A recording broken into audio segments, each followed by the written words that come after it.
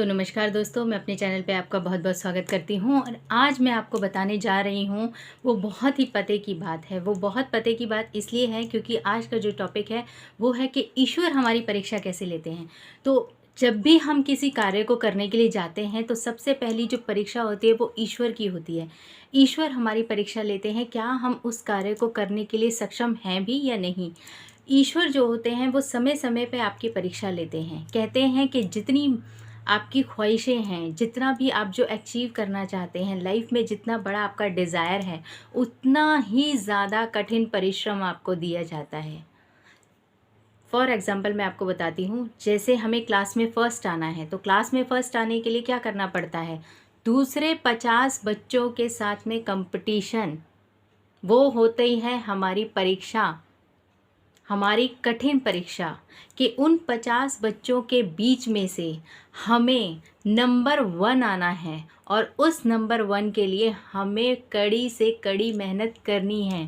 तो जीवन की परीक्षा को जीतने के लिए सबसे पहले उस ईश्वर की परीक्षा को जीतना पड़ता है।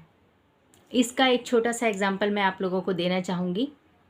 एक समय पे विराट कोहली जी का बहुत बड़ा मैच था जिसको वो खेलने के लिए जा रहे थे, लेकिन हुआ यूँ कि वो मैच खेलने से पहले ही उनके पिताजी की डेथ हो गई। घर में सन्नाटा छा गया। अब उनके पास सिर्फ 2 ही विकल्प थे, या तो वो अपने पिताजी के अंतिम संस्कार करते या फिर वो मैच खेलने के लिए जाते। उन्होंने अपने कोच को फ़ोन लगाया, उनसे राय पूछी। कोच ने कहा, देखो ये समय है, गया हुआ समय कभी वापस नहीं आता, तो जो होना था वो हो चुका है, मंजिल तुम्हारा इंतज़ार कर रही है, आगे बढ़ो आगे बढ़ो। उन्होंने अपने गुरु की बात मानी। उनके पास केवल एक ही दिन था किला फतेह करने के लिए और उन्होंने अपने जीवन के अंदर आगे बढ़ना ज़रूरी समझा। उसके बाद उन्होंने अपने सारे काम संपन्न किए। तो इसे कहते हैं कि हर वक्त जो ज़िंदगी होती है, जो कुदरत होती है, वो हमारी परीक्षा लेती है। अगर विराट कोहली जी भी इतने कठिन समय में इतनी मेहनत करके आगे बढ़ सकते हैं तो आप क्यों नहीं, आप भी कीजिए।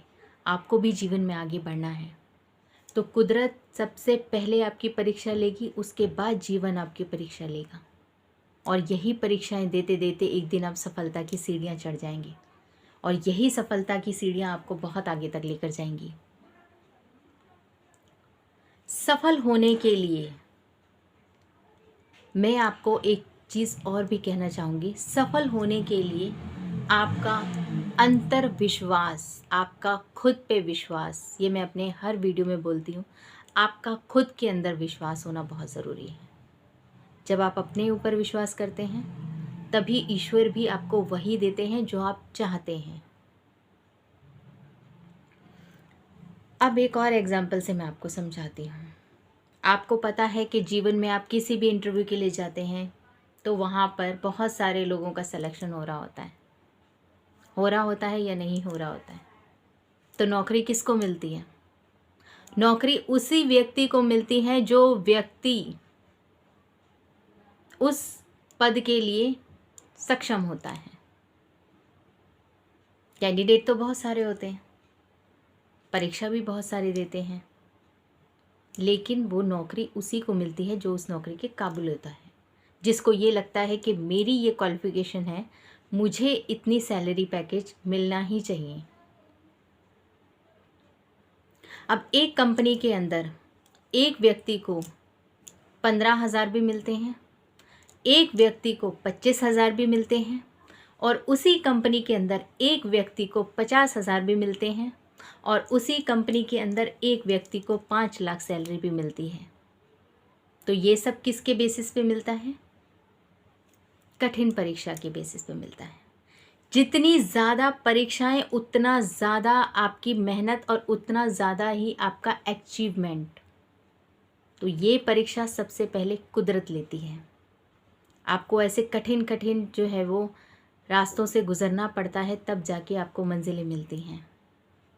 कहीं ना कहीं से तो आप शुरुआत करते ही हैं ना ज़िंदगी की, छोटी छोटी चीज़ों से, फिर एक मंजिल बन जाती है, फिर कारवां बनता चला जाता है और फाइनली आप अपनी मंजिल तक पहुंच जाते हैं।